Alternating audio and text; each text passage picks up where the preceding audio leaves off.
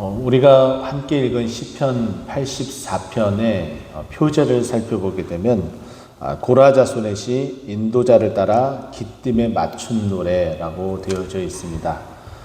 이 기띔이라는 이 단어의 히브리어를 이제 확인해 보면 어떤 악기 종류인 것으로 보이기도 하지만 또 한편으로는 포도주 틀을 이렇게 포도에 까부르면서 포도를 이제 만들기 위한 포도를 이제 으깨는 그런 작업을 할 때에 함께 박자의 구령에 맞춰서 포도를 으깨는 작업을 할 때 불렀던 노래로 또 이렇게 확인해 볼 수가 있습니다. 시편 전체에서는 이 기띔이라는 이 단어가 3번 언급이 됩니다. 우리가 오늘 시편 84편에는 깃딧이라고 표현되어져 있는데 바로 앞쪽에 나타난 시편 81편과 그리고 시편의 그 시작을 알린 쯤에 나오는 시편 8편에 보면은 깃딤이라는 미음으로 표현되어져 있는데 다 같은 단어로 표현되어지고 있습니다.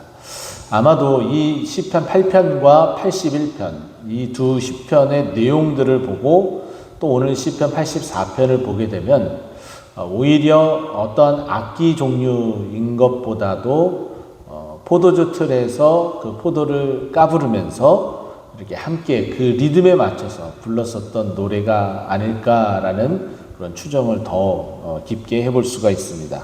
왜냐하면 그 내용들을 살펴보면은 거의 이제 기쁨의 내용이고 감사의 내용을 많이 담겨져 있고 또 희망을 이야기하는 내용들이 많이 있기 때문이에요.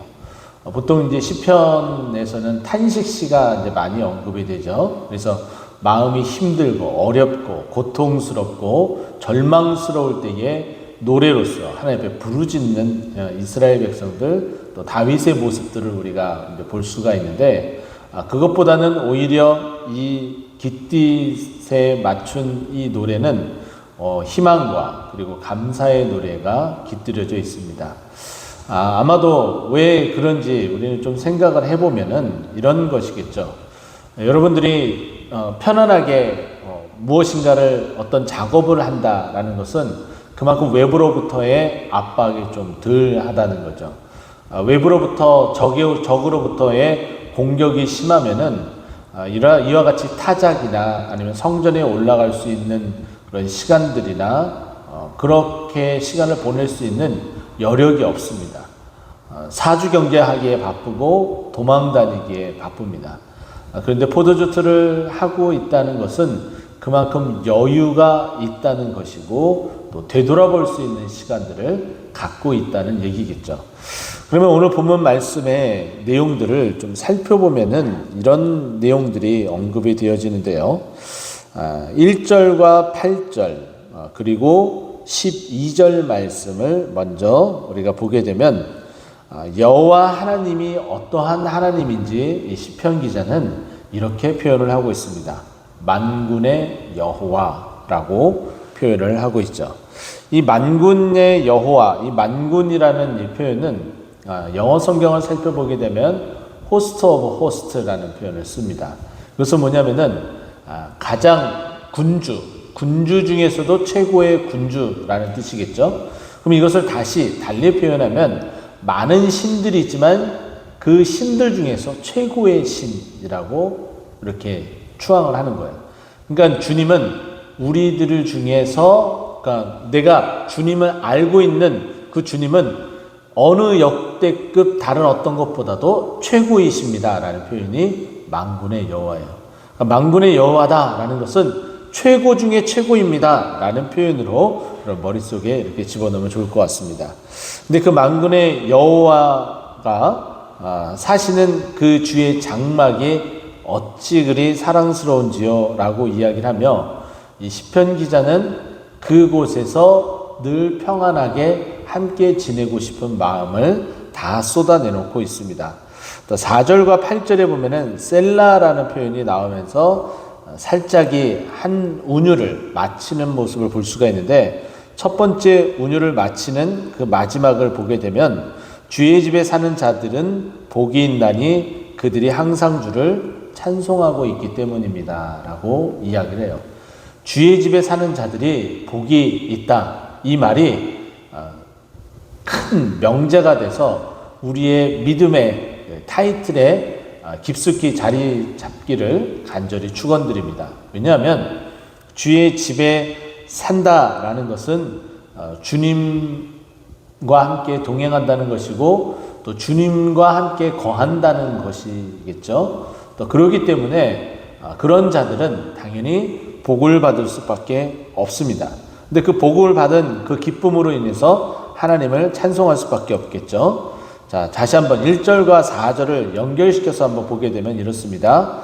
주님께서 사시는 최고 중에 최고이신 여호와 하나님이 사시는 그 집은 너무나 사랑스럽습니다. 아름답습니다. 그러기에 내가 그 집에 살고 싶은데 그 집에 살게 되면 복이 있습니다. 그들이 항상 주를 찬송합니다. 그곳에 사는 자들은 항상 주를 찬송합니다. 라고 고백을 하죠. 왜 시편 기자가 이 고백을 하기에 앞서서 2절과 3절 말씀을 보게 되면은 이렇게 이야기를 해요. 내가 너무나 이 주님의 그 집을 사모합니다. 라는 표현이 2절에 나타나고 또 3절에서는 여기 나타나는 주의 제단, 참새, 제비 이렇게 표현되어져요. 이 만군의 여호와의 그 집에 나타나는 그 일들, 나는 그곳에서 살고 싶은데 참새도 제비도 다 자기의 살 곳이 있다. 근데 나도 살 곳이 있어야 되는데 만군의 여호와 그 집에 나는 살고 싶습니다. 그 아름다운 그 궁전에 살고 싶습니다. 그 축복을 받고 싶습니다. 라고 고백을 하는 거죠. 그러면서 자신은 계속해서 하나님을 이와 같이 찬송하고 싶은 마음을 계속해서 고백을 하고 있습니다. 그리고 이제 두 번째는 이제 그 집으로 향하는 그 길, 정말 주님께로 그 발걸음을 옮기는 그 길에 대해서 이야기를 하죠. 주께 힘을 얻고 그 마음에 시온의 대로가 있는 자, 주님께로 향하는 그 길, 그 시온의 대로라고 표현을 하고 있습니다. 힘들고 어려워도 그 모든 일들을 하나님이 함께 하심과 또 동행하심의 그 은혜로 이겨내고 또 기도하며 나의 기도에 응답하시는 그 하나님께로 내가 향하겠습니다. 라는 고백을 하고 있는 시편 기자의 모습, 이 고라의 시편을 볼 수가 있습니다. 또 계속해서 보게 되면은 주님은 내가 이렇게 힘들고 어려울 때에 이와 같은 고백을 하고 있는데 이 고백으로 인하여서 주님은 이 고백에 걸맞는 모습으로 나를 감싸주고 있습니다. 첫 번째가 9절에 방패가 되신다라고 이야기하죠. 우리의 방패이신 하나님이여 주께서 기름 부으신 자의 얼굴을 살펴보옵소서라고 이야기를 합니다. 그러면서 앞단락에 언급된 주님의 그 궁정에서의 사는 것, 내가 정말 주님의 집에서 살고 싶지만 그것이 안 되는 상황일지라도, 그런 상황 가운데 놓여져 있는 상황일지라도 다른 어떤 것보다도 그곳에서 성전 문지기라도 있는 것이 나의 소원입니다. 그 곁에만 있어도 참 감사하겠습니다. 라고 고백을 하죠. 그래서 우리가 많이들 이제 고백을 할 때 그렇죠. 다른 어떤 것보다도 성전 문지기로 있는 것으로도 감사합니다. 주님 저를 그렇게 사용하여 주시옵소서라고 이야기를 하죠. 또 이것처럼 하나님의 성전 문지기로 있는 것이 좋사오니라고 이야기를 합니다. 성전 문지기는 성전에서 하나님의 그 앞에 나오는 자들이 제물을 가지고 오고 할 때에 그 문 앞에서 문을 여닫는 그 일들을 하는 그 모습들을 말해주고 있습니다. 그러면서 11절에 여호와는 해요 방패시라. 해는 어떠한 역할을 하게 됩니까? 따뜻하게 온화하게 감싸주는 역할을 하고 있고 방패는 우직하게 막아주는 역할을 합니다. 둘 다 보호해주고 그리고 안아주는, 감싸주는, 안전하게 거하게 해주는 역할을 하게 되죠. 그렇게 하시는 여호와 하나님은 은혜와 영화를 주신다라고 말씀합니다. 오늘 이제 비가 그칠 터이고 다시 또 땡볕이 또 내려질 텐데 그 땡볕으로 인해서 더울 때에 짜증을 내기보다는 이 해가 여호와 하나님께서 허락하신 해이구나, 그리고 그 해로 말미암아 은혜와 영화를 주시겠구나라는 믿음으로 더위도 이겨나가며 은혜 받고 또 하나님을 찬송하는 우리의 모습이 되었으면 좋겠습니다. 그러면서 정직하게 행하는 자에게 좋은 것을 아끼지 아니한다. 이 말은 이 시편 기자 고라가 나도 정직하게 살겠습니다 라는 고백을 하고 있습니다. 이 고백이 우리의 고백이 되길 간절히 소망합니다. 그래서 마지막에 만군의 여호와여 주께 의지하는 자는 복이 있습니다 라고 하면서 마무리가 되어지죠. 좀 시편 84편은 특이한 모습이죠. 처음에 시작 만군의 여호와여 시작하고 마지막도 만군의 여호와여라고 이렇게 마무리가 되어집니다. 운율을 맞추기 위해서, 이건 노래이기 때문에 운율을 맞추기 위해서 이렇게 표현을 해주고 있죠. 이 시편 기자 기쁨에 맞춘 노래, 포도주 틀을 밟으면서 지나온 시간들을 회상하면서 힘들고 어려울 때에 내 기도에 응답해 주시고, 그리고 그 응답해 주신 그 하나님이 거하시는 그 성전에 들렀을 때에 그 웅장함에 매료되고 그곳에서 성전 문지기라도 잊고 싶었었던 그 마음, 다른 어떤 것보다도 주님을 사모하는 그 마음이 여기에 다 녹아져 있습니다.